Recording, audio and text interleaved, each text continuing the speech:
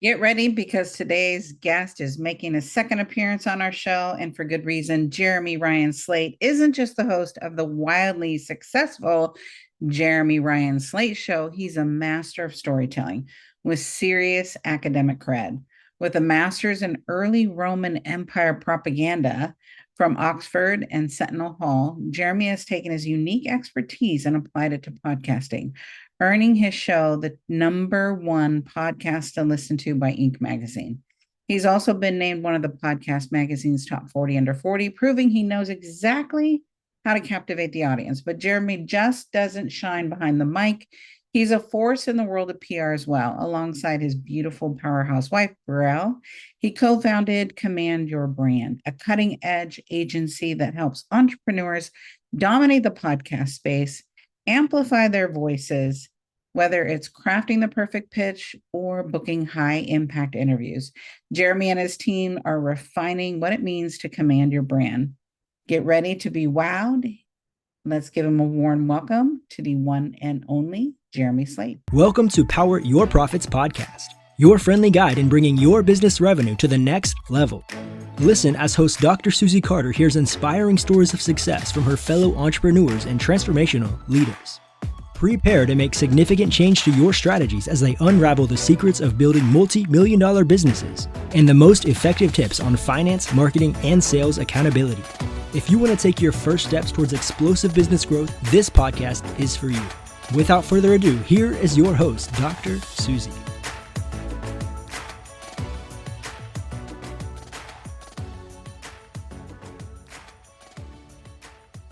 Oh my gosh, Jeremy, I'm so excited to hear. Thank you, thank you, thank you. So tell everyone what you do, what your magic is, right? And, give us a little bit of your backstory.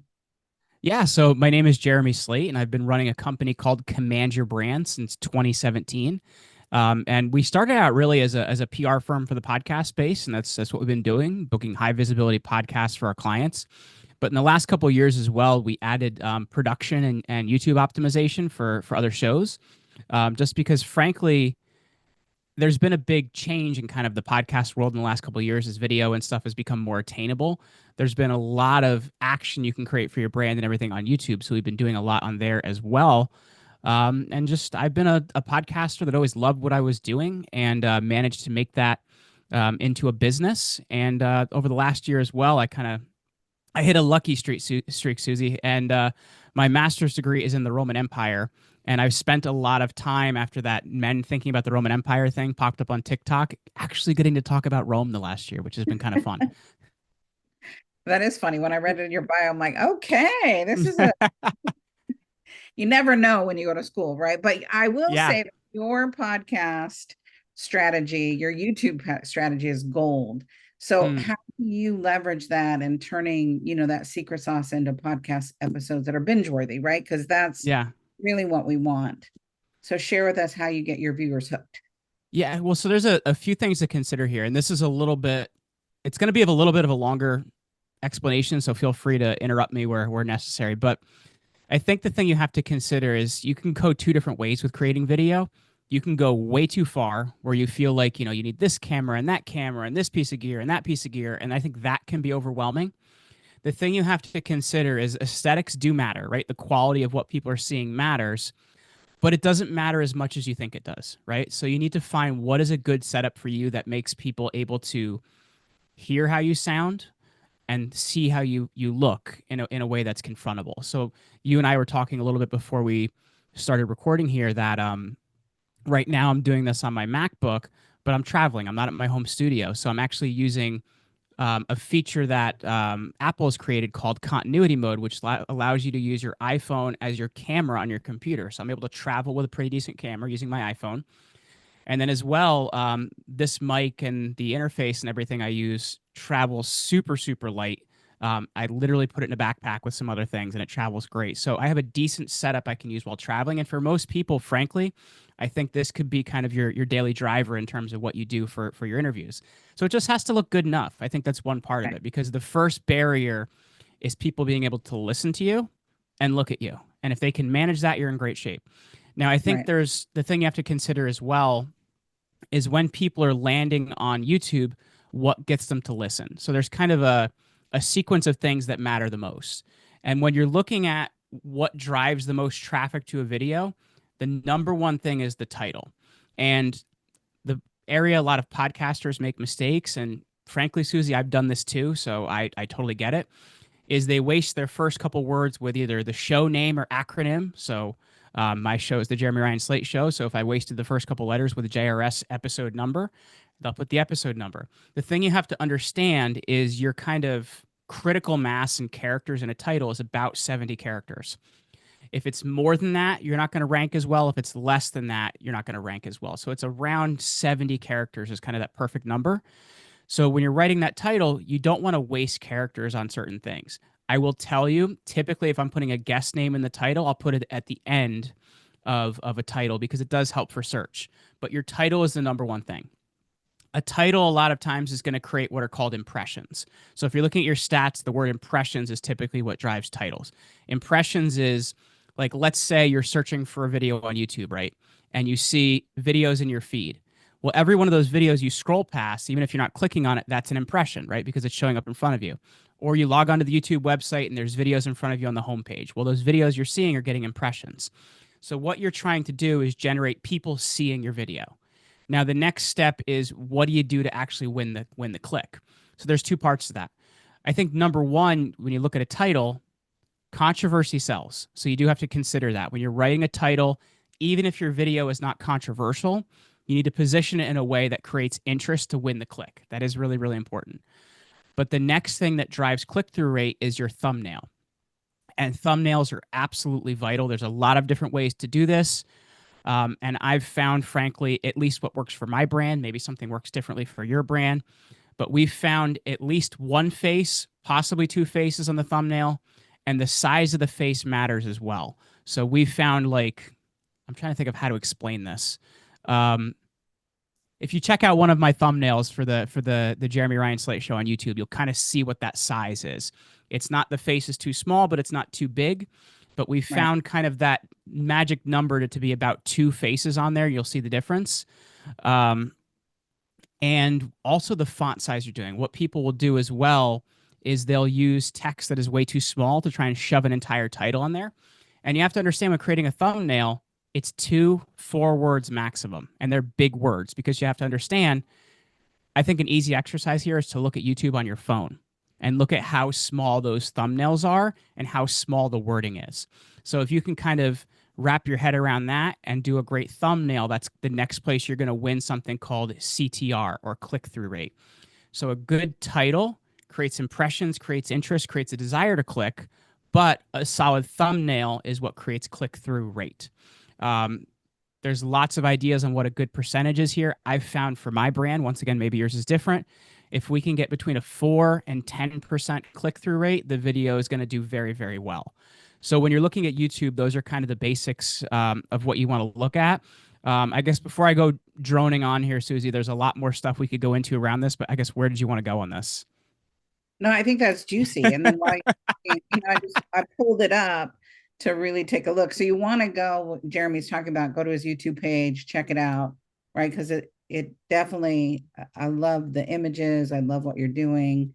So you're using, AI to really help with your content and on your time. And I know people are still scared, right? Yeah. So talk about how you use it as far as production goes and using that. Well, I'll tell you where it's terrifying to me. Have you seen, there's an Apple commercial where the guy, I think he's a lawyer or something, he walks into a meeting and there's a board table set up in front of him, and I guess he's supposed to give the presentation that day, and he doesn't know what it's about, so he walks out of the room and the computer tells him in like a minute what the presentation is supposed to be on. That's terrifying to me. And the reason that's terrifying to me is because that's how the movie, I don't know if you've ever seen it, that's how the movie Idiocracy happens, where we're 40 years in the future and we're watering our plants with Gatorade because they have electrolytes. I'm a little terrified at that side of AI. The thing I think is really cool, and we'll bring this back around to thumbnails because we were just talking about it, is it's really, really useful to create a really great thumbnail.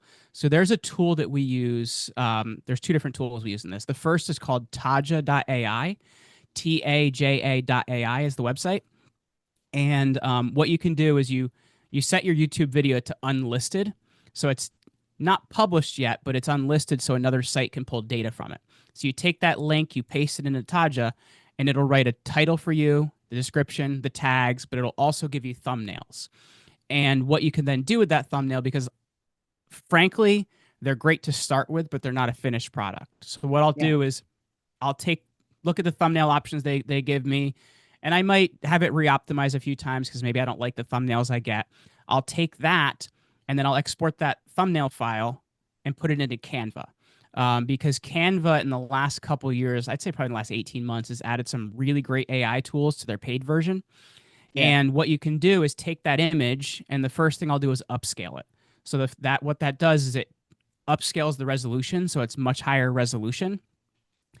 And the next thing I'll do from there is if the text that it's typically going to put on it, there's a couple things about AI. Number one, in images, at the moment, it can't spell. So everything looks like it's written in Russian.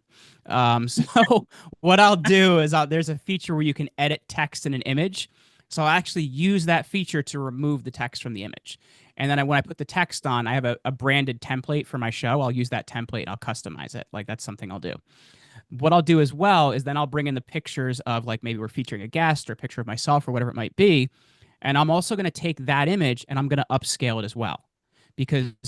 And upscaling, once again, just means taking the resolution and maximizing it as much as you can. You could do up to 8 times resolution maximization, because once again, you have to think about these images have to be sharp so they grab people's eyes. Thumbnails are really, really important. So that's a lot of where I'm using AI, and those are 2 really great AI tools. The new Canva is just incredible. In terms of production, there's a few different things that you can use on a production line to really streamline yourself.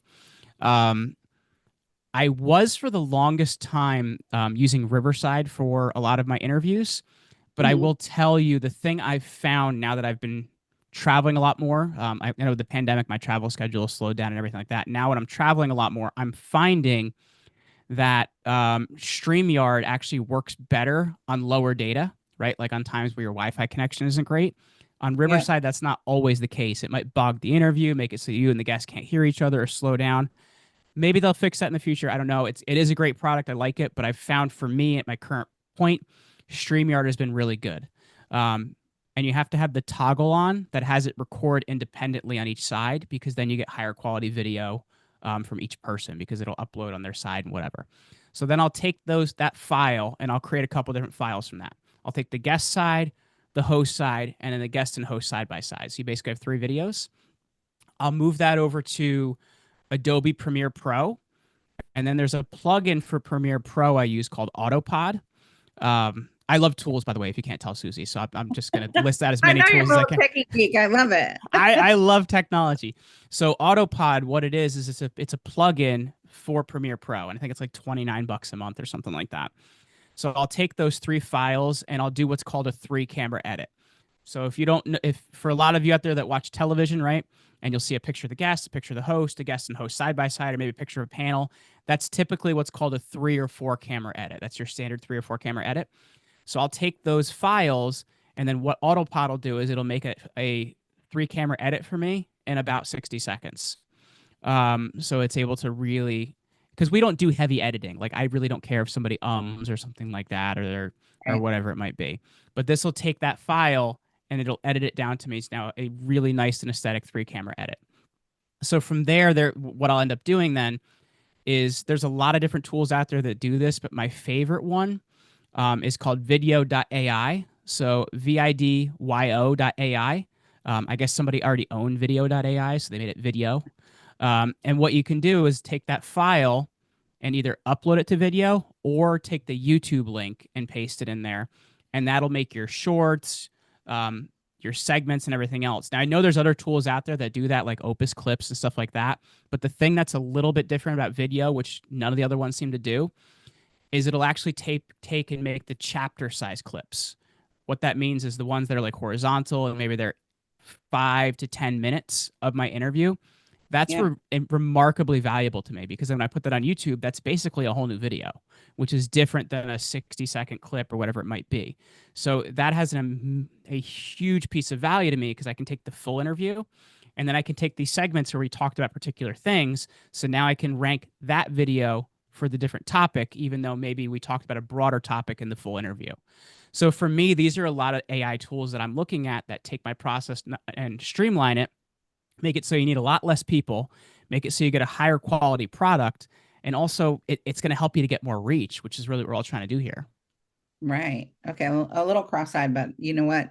If you're cross-eyed like me, we can just call Jeremy and hire him to do it.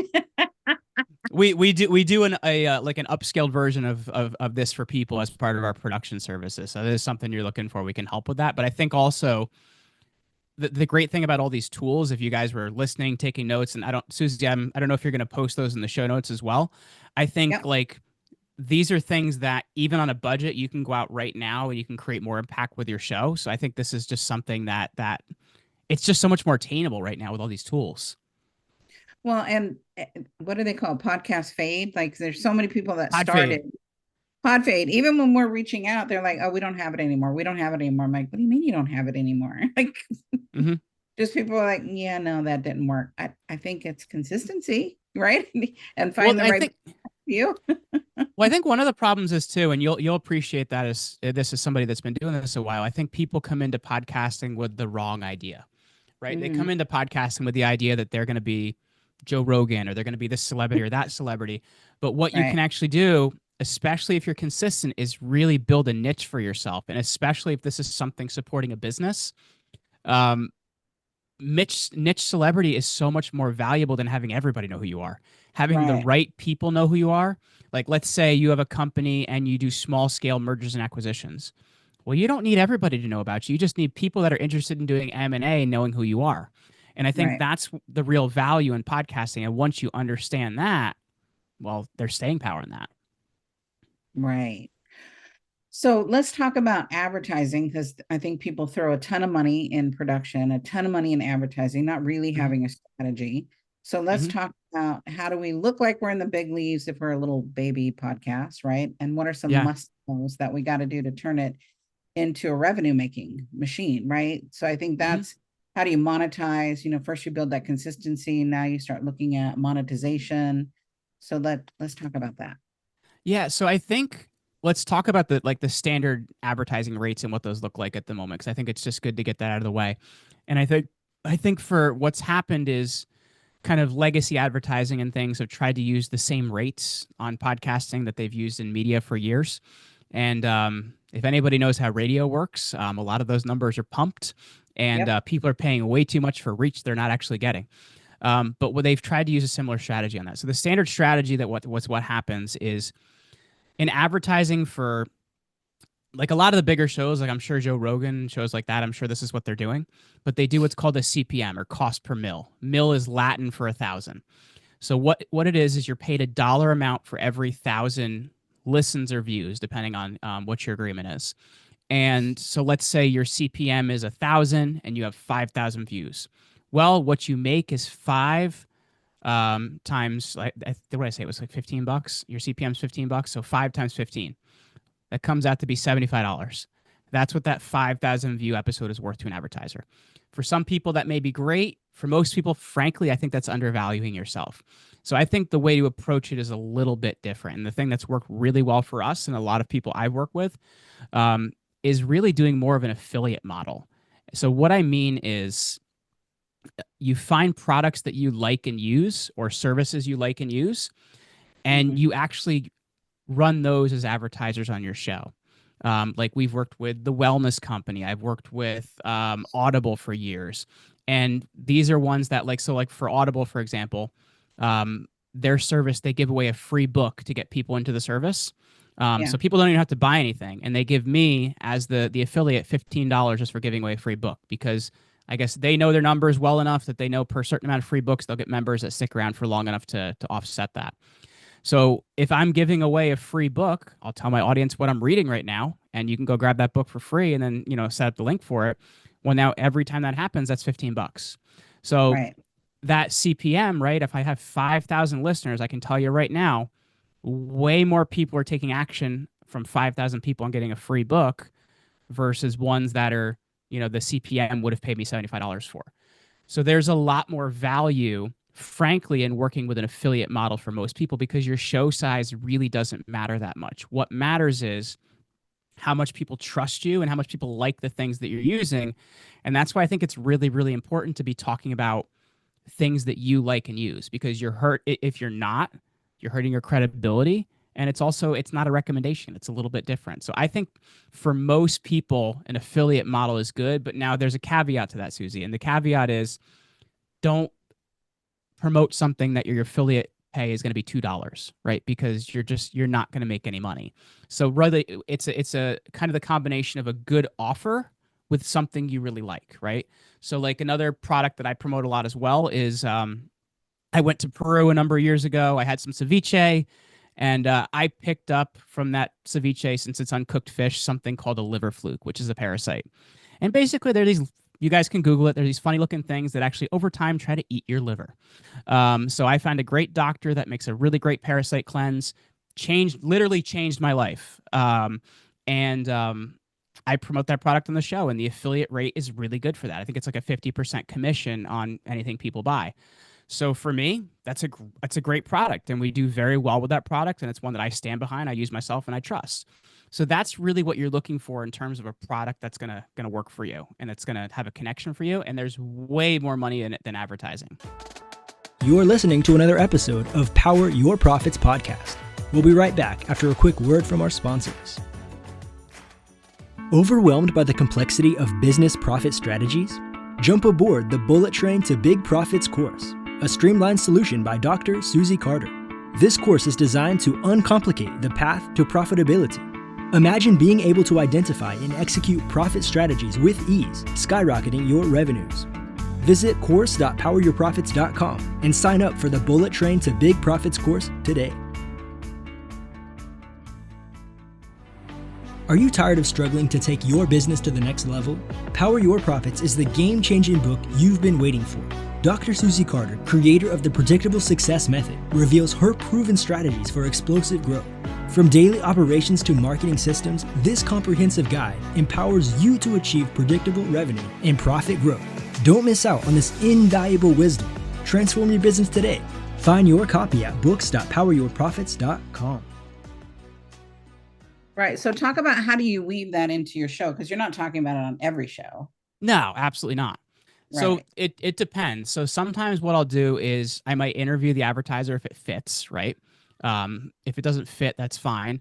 We also just book, we just also just record, I record like 30 to 60-second like commercials for these things I actually use.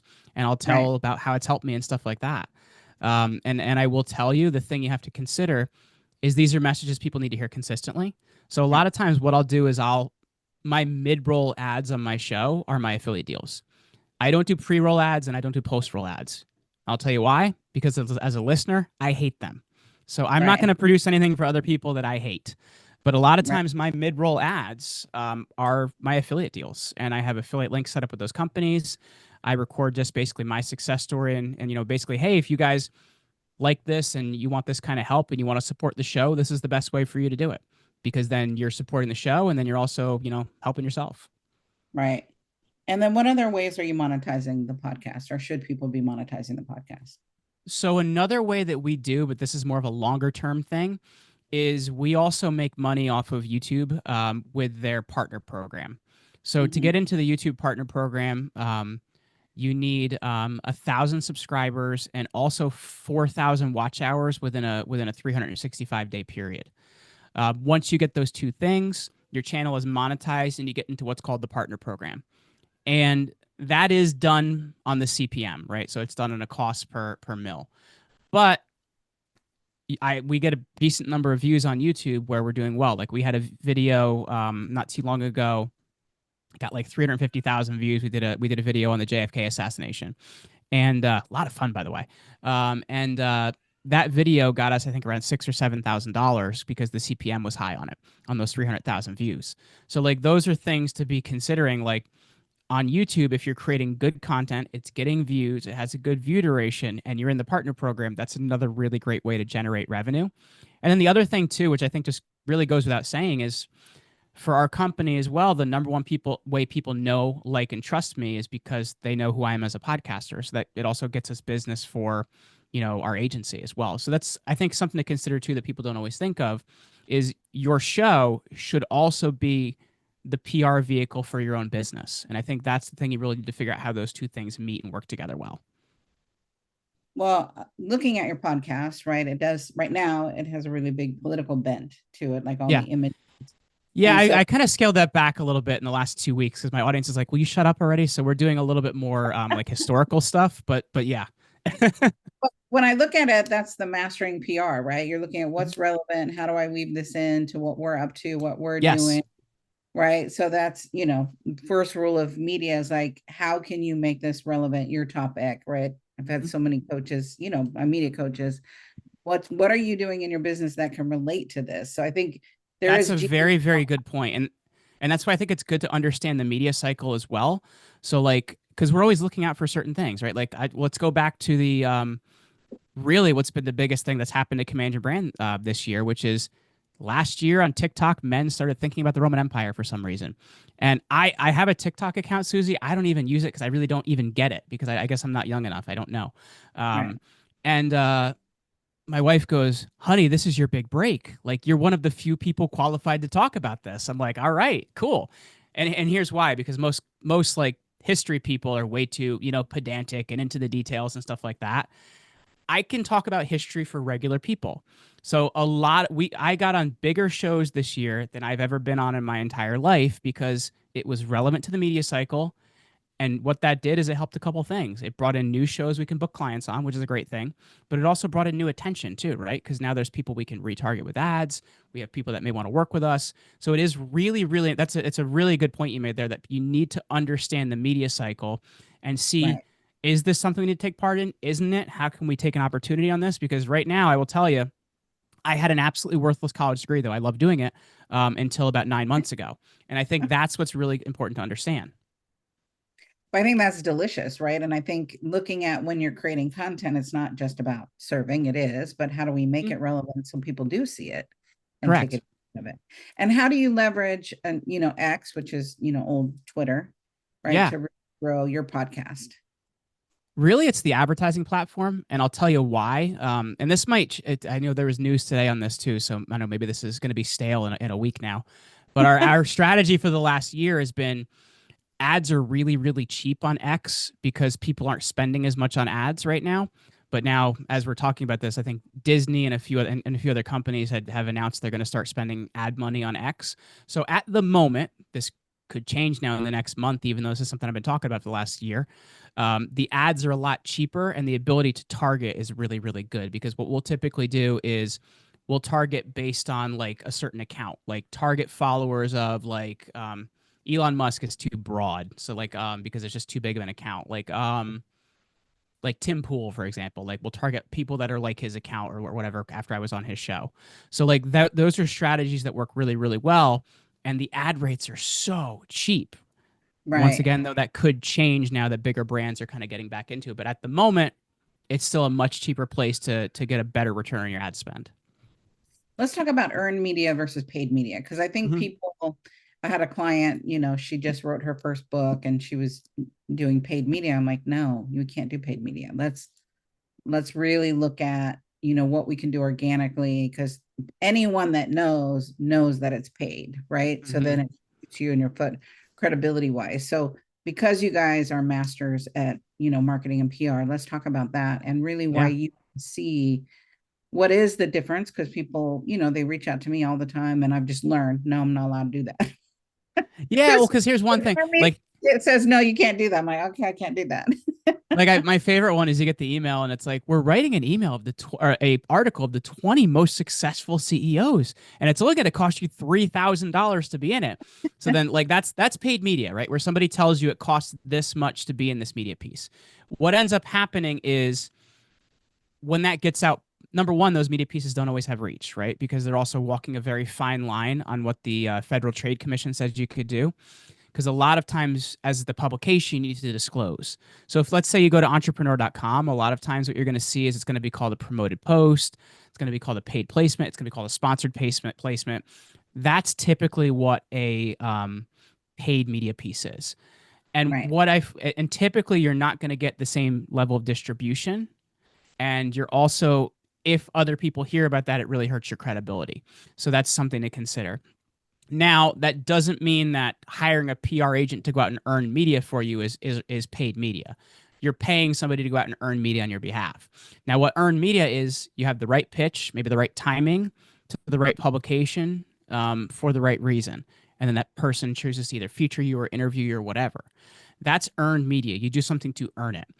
If you pay for a piece of media, it's really just an advertisement. And if other people do hear about that, a lot of times it's going to hurt your credibility. They'd be like, why did she have to, or he have to pay for that? That doesn't make any sense. Like, why would you do that? So I think that's something really important to understand, but it's a super basic point to understand. Well, I think, people that matter know, people that don't matter don't know, right? That's what I've learned over the years Yeah. is people who are the real deal. They understand, it's kind of like when you're in those airplane magazines and they say, oh, the top dentist, the top spine doctor, the top Those are all paid for. Yeah, I'm like, really the top. I mean, you're paying for it, so you got some cash to put into advertising, but so how do you And I just think that money's spent better in other places, right? Because like, let's say if you're spending money to go out and earn a piece, right? Typically it's going to cost you a lot less than a paid media piece. So here's an example I'll give. Right now I'm in LA, but typically I live in the New Jersey area. So our like major radio station in the area for New York City is ABC Radio. ABC Radio for a Saturday afternoon show, which is a half an hour. So Saturday afternoons, nobody's listening to the radio. That is a $10,000 paid spot to be interviewed on a show on a Saturday afternoon on ABC Radio. You're likely not going to get an ROI from that. Whereas if you took that $10,000 and let's found somebody that, let's say their PR retainer is between $2,500 and $5,000 a month, you could get 2 to 4 months of service where somebody could go out and earn you 5 pieces, where they're going to get you way more than that. So I think it's just something to consider of what is the best use of your dollars as well. So talk about that, like, because you've mastered PR, marketing, and sales. What's your secret to blending these elements in when you're scaling your business? So I think you have to consider that when you look at it, it's a 3-piece cycle of action. And what you're going to have a lot of times is you're going to have business owners complaining, oh, I just need more sales. I need more sales. I need more sales. And typically what they'll do is they'll make this a problem for every part of their company. And what you have to look at is, if sales are down, is my marketing good? Right. If your marketing's good and your sales are still down and people aren't converting, well, you now have a PR problem. So you have to go backwards, right? It's public relations, marketing, then sales, right? That is the cycle of action you go through. So if you're looking at that, people have to know you, like you, and trust you before they're going to spend $1 with you. And what's going to end up happening is, I don't know if everybody remembers this game out there from the 80s called Hungry Hungry Hippos. Yeah. That's what it's going to be like with your marketing dollars. People have to know you, like you, and trust you for you to have the credibility to spend. And I think a lot of times you have to understand the value of a drop of PR is worth a bucket of marketing. Because if you get the right people to trust you and know who you are, well, now your ad spend is going to go down. The amount of people you got to reach out to is going to go down, and you're going to have better conversion rates. And I think you also have to realize PR has a lot of different processes in your sales cycle, right? It could be getting a new person to decide, okay, I know who that person is. I'll click on that ad.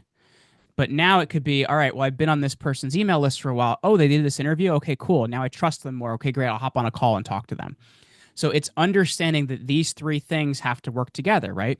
If your sales your sales rate is good, but you're not selling enough, well, then take a look at marketing and then take a look at PR. It's those 3 things really have to agree in order to actually create a booming, sizable company. So let's talk about when I look at, really crafting the impact, their personal branding, right, is everything. So how do you see that the podcast can help us in telling our stories, but also leave a legacy for the business and for our communities? Well, the thing I think you have to understand is, and being somebody that's been in this space for a bit, you understand this, Susie, is podcasts they're a giving and they're a teaching platform. That's really what's happening here. So in order to really benefit from this whole world, you have to have a little bit of a shift in how you look at success. And success is helping other people to know more, do more, and be more. And if you can figure out how to have people do that within your area of expertise, that's how you're going to win in podcasting. So you're looking at, how can I help somebody to walk away from the show, whether they buy something from me or not, being more capable, able, and informed. And if you can do that, what you're going to start to find is you're going to see your business grow, but you're going to start to get known for something. And I think that's what's really important, because something we run into a lot of times with clients or with prospects is they have these 5 shows they want to go on. And I can tell you right now, they're the same 5 shows from everybody that comes in. And you have to kind of set them straight on, is this about impact or is this about vanity? You're going to find out a lot of times it's about vanity. So you got to pull that back and take a look at impact. And you take a look at, who are the, like, let's say, the 1,000 people I need to trust me, and what would that do for my business?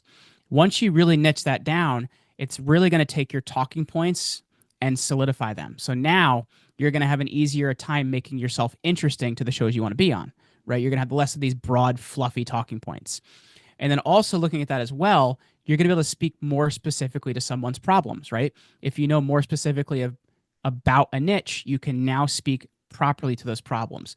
So you start to really develop the authority, you start to really develop the personal brand, and you become an information source rather than another option. And I think once you can take a look that I have to become an educator rather than just another option, that's really when you're going to start to win. I know for us, I've been dinging this in with our companies, really since 2020, because competition changed in our business after 2020 because so many more people came online. So what we had to do is we had to become an education company. So we started publishing more. We've published 2 books since then. We started doing more seminars since then. We've started teaching more, because those are the things you have to do if you're going to win in the world we're in now. We'll talk about your agency and what you guys do, right? So in the show notes, Jeremy has the Command Your Brand. It's a media overview. I downloaded it, right, to really review it, so that you can really look at how do we play and give you some do's and don'ts. So how do people, like, what happens when somebody works for you, and then what kind of results do you share with your clients that you guys help create? So there's a couple different things that you can do with Command Your Brand, and it kind of depends on, I guess, where you're at in your journey. If you're looking for, full service podcast PR, then we're gonna find the right shows for you, book you on those shows, and then run a great campaign around them, which puts together your positioning and everything else. Production, we'll do a lot of what we talked about today for you, and then some. But then let's say you're just somebody that wants to learn. We have some great courses. We have some great books and publications and stuff. We can kind of help people in different levels of what you're looking for. So we've helped people. There's a guy I'm specifically thinking about in the real estate world that we helped him become, within what he did in real estate, which was very specific and niche, we helped him to become the go-to authority there. We actually worked ourselves out of a job. And we've done that in a few different areas of really helping people become the go-to in their niche. And I think that's what you really have to look at of why you would go on podcasts, is you're not going on podcasts just to fill up your lead funnel. You're going there to become the known authority so that everything else you do is more successful. And I think that's what you really have to look at. And you mentioned as well, I have a great resource for your audience as well.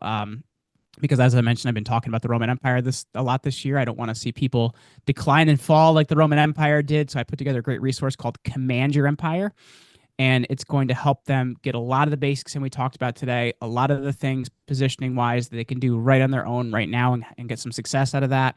So that's over at commandyourempire.com, or our company's at commandyourbrand.com. And that'll be in the show notes as well, just so if you're driving and you can just go download the show notes. So I want to talk about, and just go personal for a minute. Is that okay? Yeah, go for it. Let's do it. So talk about working with your wife, and how is that, and how do you balance working with your wife, running a business? I worked with my husband for 17 years, so I have a little bit of knowledge in this, but love to hear what you guys do, because I have a lot of clients that work with their significant others as well. Well, I think it really depends on like what your personal relationship is like. You know what I mean? I think there's some couples that would never work. I think there's other couples where it works great. And in our situation, it works great. And I'll tell you why it works well for us. So first of all, we homeschool. We have 3 little girls that we homeschool. And one of the things that I know in a lot of other people's relationships is work travel can be push and pull. Yeah. For our company, work travel is always a family thing. So it's worked really, really well because, once again, our kids are homeschooled, so they're not getting pulled away from school. So we've went to a lot of cool places. I've taken the kids to London, Mexico, Thailand, the Philippines, Ukraine, Switzerland. Like we've and these have all been work trips. So for us, it's really kept us on the same page with travel, which I know for a lot of people, that's where they're missing out on their significant other and their family, and that's just been really great for us. The other part about it is, I'm one of those lucky people that what I'm absolutely terrible at, my wife is very good at, and what my wife isn't so good at, I'm great at. Once again, I know not every relationship is good like that, but for us, it works really, really well. I am a big thinker that is terrible at implementation. My wife is incredible at implementation. So I think when you realize that if you have those skills where you can fill in each other's gaps, it works really well. If you're two type A's that have to have everything your way, I'm going to tell you right now, it's probably not going to work. But for us, we're able to kind of make things work really well. And I think as well, and this is just more on a personal level, my wife and I have this agreement that we say what we need to say to the other, no matter what needs to be said, but in a way that the intention isn't to harm that other person, right? Because I think a lot of other people, like, they got to get that zinger in, and that's not productive. So if I have attention on something and I feel like I need to say it in a private conversation in a way that's not intended to hurt my wife, I will say that, and she'll do the same thing to me. And I think that is a really, really important part of that, of making things actually work. Okay, I went cross-eyed when you said you're traveling with your 3 kids while you're working. I'm like, I got to compartmentalize. I'm in LA right now with all 3 of my children. How does this get? Where are they? In another room? They're with their nanny right now, so they're having a good time. That's awesome. Anything I should have asked you that I didn't know to ask you? No, I think we covered a lot of great stuff today. This is fun. This was some stuff I don't usually get to talk about, which is great as well. I loved it. I took 2.5 pages of notes, so I'm excited. I think it was an epic episode. Awesome. You just served up a master class on leveling your podcast and your brand, right? Using YouTube and AI hacks, right? Gave us some great tools that we can go back and use to owning the media game, right? You showed us how to command the mic like a pro. If you're ready to crush it, please reach out. You know someone who needs Jeremy's message today. So please share it on your socials, share it in your newsletter, share the episode so that people can find Jeremy and get the answers that they need. If you don't need it, I know somebody else does. Jeremy, thank you so much. Thank you for your time, your generosity, your spirit of giving, and your spirit of giving the information. And I look forward to seeing all that you do and watching those kids travel all over the world. You're a beast. You're amazing. Thank you. Thanks so much. Thank you for joining us for this episode of Power Your Profits podcast. Let these building blocks from today's most successful industry leaders equip you with the necessary resources and tools to finally establish the highly profitable business of your dreams. Want to hear more?